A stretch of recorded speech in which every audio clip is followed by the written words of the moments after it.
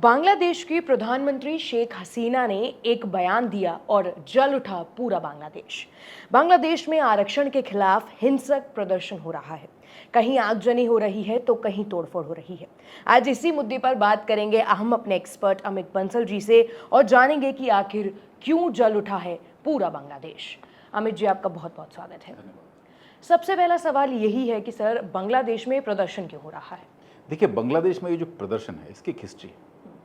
2018 में बांग्लादेश की सरकार एक बिल लेकर के आई जिसके तहत सरकारी नौकरियों में और सारे जो उनके डिपार्टमेंट्स है उसमें 30% आरक्षण उन लोगों को दिया जाना था जो 1971 के जो बांग्लादेश मुक्ति संग्राम के योद्धा थे, जिन्होंने बांग्लादेश मुक्ति संग्राम के लिए लड़ाई लड़ी, उनके परिवार के जो लोग थे उनके लिए 30% आरक्षण था।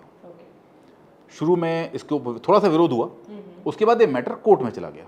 कोर्ट में चलता रहा और कोर्ट ने इस स्कीम के ऊपर स्टे ऑर्डर दे दिया कि इसको भी हम एग्जीक्यूट नहीं करेंगे। चीज़ें शांत रहीं, लेकिन 5 जुलाई को क्या हुआ? 5 जुलाई को ढाका की जो हाई कोर्ट थी उसने ये जजमेंट दिया कि ये जो 30% कोटा है ये जायज़ है और उसको लागू करना चाहिए। हालांकि 5% कोटा था, वो तो शुरू से ही था, लेकिन 5% कोटा को 30% बढ़ाने का नियम जो था इन्होंने 2018 में लाए लोग, और मैटर सब जुडिस था। और अब 5 जुलाई 2024 को जब हाई कोर्ट ने आदेश दिया कि ये दलील ठीक है और ये 30% आरक्षण होना चाहिए, तो पूरे बांग्लादेश के अंदर जो उनकी प्रमुख अपोजिशन पार्टी है और प्रमुख रेडिकल पार्टी है जमात इस्लामी, उन लोगों ने प्रदर्शन शुरू कर दिए। अभी जमात इस्लामी की अलग हिस्ट्री हम इसके ऊपर डिस्कस करेंगे। उन्होंने प्रदर्शन शुरू कर दिए।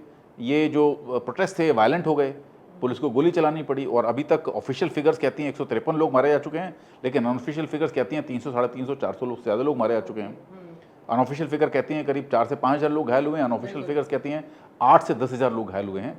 और काफ़ी सारे वीडियोस भी सर्कुलेट हो रहे हैं सोशल मीडिया पे, जहाँ पर यूनिवर्सिटीज़ के अंदर हेलीकॉप्टरों के थ्रू बांग्लादेश की मिलिट्री लैंड कर रही है और काफ़ी ज़्यादा इंपॉर्टेंट क्रैकडाउन हो रहा है। हालांकि कल यानी कि 21 जुलाई को बांग्लादेश की सुप्रीम कोर्ट ने हाई कोर्ट के उस फैसले को रद्द कर दिया था कि ये फैसला जस्टिफाइड नहीं है। तो अब इसके बाद शायद बांग्लादेश में शांति होनी चाहिए, क्योंकि मुद्दा भी किल हो गया है।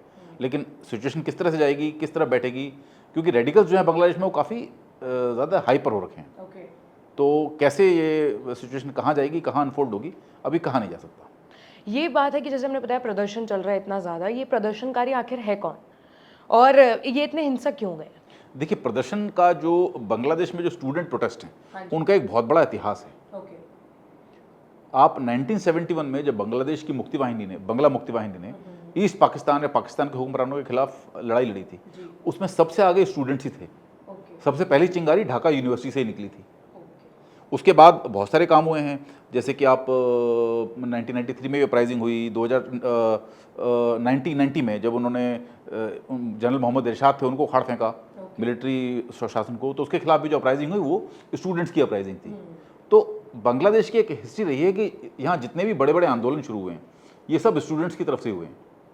अब अलग अलग स्टूडेंट्स यूनियन हैं। इसमें एक बहुत प्रोमिनेंट स्टूडेंट यूनियन है जमात इस्लामी की, जिसको बोलते हैं इस्लामिक छात्र शिविर। अब जमात इस्लामी क्या है? जमात इस्लामी एक बहुत प्रोमिनेंट इस्लामिक रेडिकल ऑर्गेनाइजेशन है और इवन बांग्लादेश के फॉर्मेशन से पहले भी थी। जब बांग्लादेश फॉर्म हो गया तो उन्होंने उनके ऊपर लगा था, लाइक सोचिए 71 से लेकर के 75 तक उनके ऊपर बैन लगा रहा, क्योंकि जो शेख मुजीबुर रहमान पावर में आए तो उनको लगा कि ये बहुत ज़्यादा इस्लामिक रेडिकल हैं। लेकिन जब मुजीबुर रहमान की हत्या हो गई और जनरल जियाउर रहमान ने सत्ता संभाली तो फिर से उसके ऊपर बैन हटा लिया गया। आज की डेट में जमात इस्लामी बहुत बड़ा ग्रुप है और उनकी जो स्टूडेंट ऑर्गेनाइजेशन है वो बहुत बड़ी है, बहुत बड़ी है। आप ये सोचिए 2016 में जो दंगे हुए थे, जिसके अंदर भी रिसेंट कुछ सालों पहले, जिसमें बहुत बड़ी तादाद में हिंदुओं के घर जला दिए गए थे, उनको मार दिया गया था, ये सारा का सारा एग्जीक्यूशन जमात इस्लामी के द्वारा। तो अभी ये जो हो रहे प्रदर्शन आपके हिसाब से ये भी उन्हीं का है? उन्हीं का है। ये इस पूरे प्रदर्शन को लीड जो कर रहा है वो जमात इस्लामी की स्टूडेंट विंग है, इस्लामिक छात्र शिविर, वो इसको लीड कर रहे हैं। ये जो प्रदर्शनकारी हैं इनको सपोर्ट कहाँ से मिल रहा है? इतना कैसे कर पा रहे हो उपद्रव? देखिए, बांग्लादेश में रेडिकलाइजेशन बहुत ज़्यादा हो चुका है, बहुत ज़्यादा हो चुका है और उसकी कोई लिमिट नहीं है इस समय। जमात इस्लामी का जो प्रभाव है वो बांग्लादेश के चप्पे चप्पे पर है।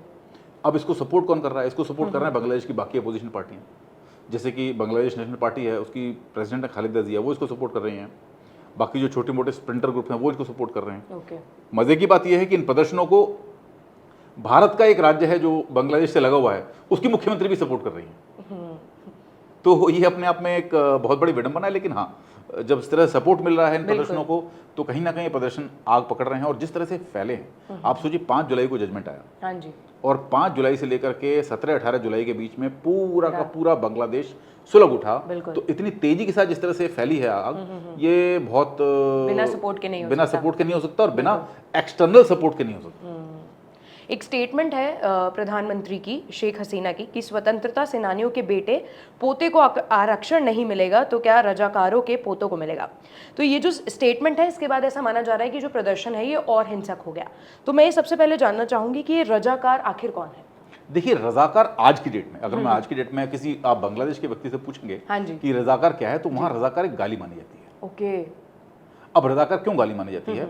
1971 में जब बंगला अपराइजिंग हुई, मुक्ति वाहिनी ने लगातार पाकिस्तान के शासन के खिलाफ हमले किए, उन्होंने आवाज़ उठानी शुरू की, तो उस वक्त में उनको सप्रेस करने के लिए पाकिस्तान के जो जनरल थे टिक्का खान, उन्होंने एक फोर्स बनाई जिसका नाम था रजाकार फोर्स। अब इस रजाकार फोर्स का क्या काम था? रजाकार फोर्स का काम, ये रेगुलर नहीं थे, तो इरेगुलर्स थे। ओके। इसमें अलग अलग ग्रुप थे, इसमें पाकिस्तानी भी लोग थे, वेस्ट पाकिस्तान के लोग भी थे, इसमें बड़ी तादाद में बिहार से लाए गए मुसलमान लोगों को भी शामिल किया गया, बाहर के लोग भी थे, और इनका केवल एक ही काम था। और बहुत बड़ी तादाद में रजाकार फोर्स के अंदर करीब 70% के आसपास वो लोग थे जो जमात इस्लामी के थे। अच्छा।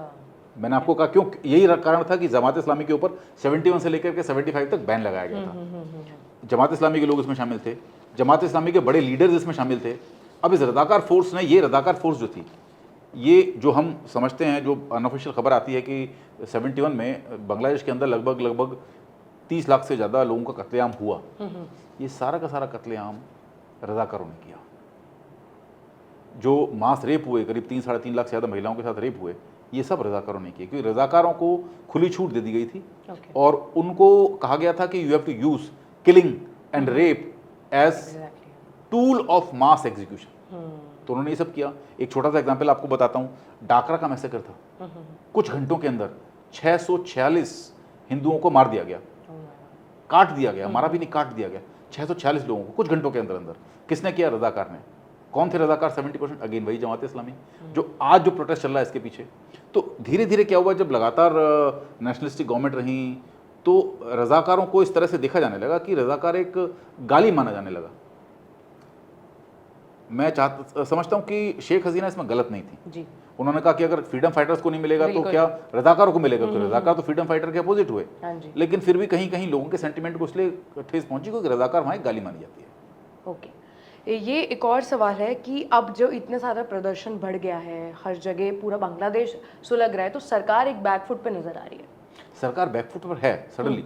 इतने लोग मारे जा चुके हैं, बांग्लादेश की पूरी इकोनॉमी स्टैंड स्टिल पर आ गई है। बिल्कुल। बांग्लादेश का पूरा सेटअप, लॉ एंड ऑर्डर बिल्कुल छिन्न भिन्न हो गया है। और इस प्रोटेस्ट ने कहीं ना कहीं जो जमात इस्लामी है, जो रेडिकल ग्रुप है, उसको एक अपर हैंड दे दिया। बिल्कुल अपर हैंड दे दिया। तो सरकार ऑटोमेटिकली, सरकार को बैकफुट पर आना ही था। हाँ, ये जो जजमेंट सुप्रीम कोर्ट का आया, मुझे लगता है कि इसके बाद शायद सिचुएशन नॉर्मल होनी चाहिए। होनी चाहिए, बट अगेन डिपेंड करता है कि कितना इसको स्पॉन्सरशिप मिल रही है बाहर से, और जो लोग इसको स्पॉन्सर कर रहे हैं प्रोटेस्ट को, वो क्या चाहते हैं। तो नेवरदलेस, बट कहीं ना कहीं सरकार को बहुत फूंक कर कदम उठाना पड़ेगा, बांग्लादेश सरकार को जी। और इसको बहुत क्लोजली और बहुत एमिकेबली इस इशू को सॉर्ट आउट करना पड़ेगा। अब आपने कहा कि सरकार भी बैकफुट पे आ गई है, जो भारतीय छात्र वहाँ पढ़ रहे हैं या जो है काम कर रहे हैं, उन लोगों को कैसे बचाया जाएगा? देखिए, अभी एक बड़ी तादाद में भारतीय छात्र तो वापस आ चुके हैं। ओके। बाकी जितने भी हैं वहाँ पर, इनको बचाने की प्रयास चल रहे हैं, और Indian embassy is in full swing. हमारे जो एलिमेंट्स हैं वहाँ पर, वो अपने इंडियन सेटअप को तो बचाने की कोशिश में हैं। और जैसा कि अभी मैं एज्यूम कर रहा हूँ कि वायलेंस धीरे धीरे थोड़ा डाउन होगी, तो शायद सिचुएशन नॉर्मल हो और हम एक एमिकेबल सॉल्यूशन इसको ले पाएँ। जब ये रिजर्वेशन वाला जो ये पूरा मुद्दा है, ये जब कोर्ट में चल रहा है, तो आखिर प्रदर्शन क्यों हो रहा है? आपको क्या लगता है? देखिए, कोर्ट में चल रहा था, हाई कोर्ट का जजमेंट आया, आइडियली इसके खिलाफ सुप्रीम कोर्ट में अपील होनी चाहिए थी और वायलेंस नहीं होनी चाहिए थी। बट मुझे ऐसा लगता है कि इस मुद्दे को जो वहाँ के रेडिकल एलिमेंट्स थे, वंस अगेन जमात इस्लामी, उन्होंने एक ट्रिगर के तौर पर इस्तेमाल किया वो कुछ ना कुछ मौका ढूंढ रहे थे। क्यों? जमात इस्लामी के पास एक दो तीन और उसके पास इश्यूज हैं। जमात इस्लामी के ऊपर, जमात इस्लामी पहले एक पॉलिटिकल पार्टी थी, ओके, बट 2013 में उनकी इस रेडिकलिस्टिक गतिविधियों की वजह से उनके ऊपर इलेक्शन लड़ने के ऊपर बैन लगा दिया गया। ओके, तो उनका इन्फ्लुएंस बहुत सारा है, उनका इन्फ्लुएंस बहुत ज़्यादा है। आज अगर वो इलेक्शन लड़ेंगे तो हो सकता है कि वो जीत भी जाएं, लेकिन चूंकि वो इलेक्शन लड़ नहीं सकते हैं, सुप्रीम कोर्ट ने बैन लगाया हुआ है, तो उनको कहीं ना कहीं पूरे देश में एक अनरेस्ट क्रिएट करना है। और अनरेस्ट क्रिएट करके दे वांट कि वो ऐसी सरकार लाएं जो उनकी चुनी हुई हो, जो उनके कहना माने।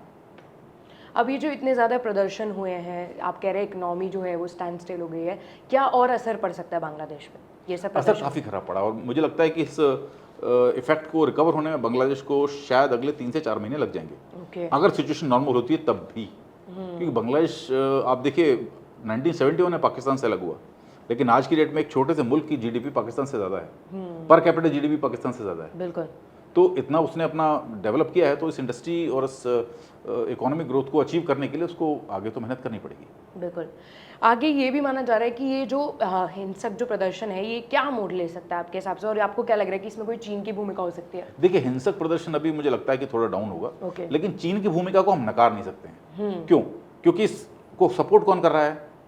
बांग्लादेश नेशनल पार्टी, खालिदा जिया और जमात इस्लामी। और सबको पता है, पूरी दुनिया को पता है कि बांग्लादेश की जो खालिदा जिया हैं उनका संबंध चाइना के साथ कितना स्ट्रांग है।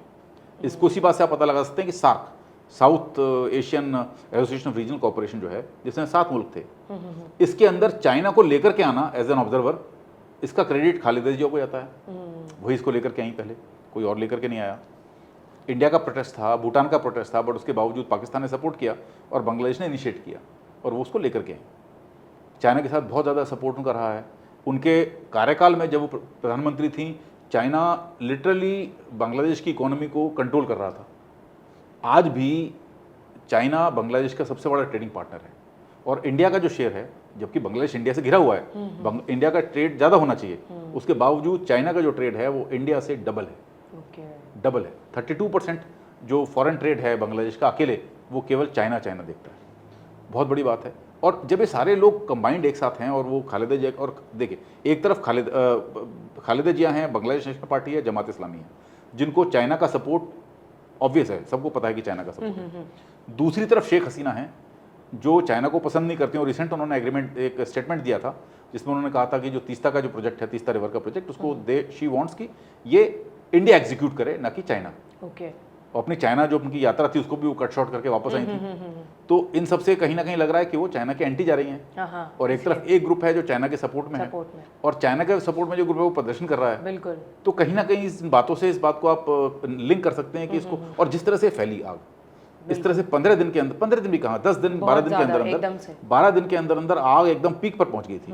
तो 12 दिन के अंदर इस लेवल का प्रोटेस्ट का फैलना, मुझे नहीं लगता कि बिना किसी एक्सटर्नल इन्फ्लुएंस के पॉसिबल। और जब इस तरह के समीकरण बैठ रहे हैं तो कहीं ना कहीं शक की सुई चाइना की तरफ जाती है कि कहीं ना कहीं से चाइना इसको फंडिंग कर रहा है। जी, आपने इतनी इन डेप्थ बातें बताई बांग्लादेश राइट्स के बारे में, आपका बहुत बहुत धन्यवाद। ऐसी और भी जानकारी के लिए और देश और दुनिया की तमाम खबरों के लिए देखते रहें India.com।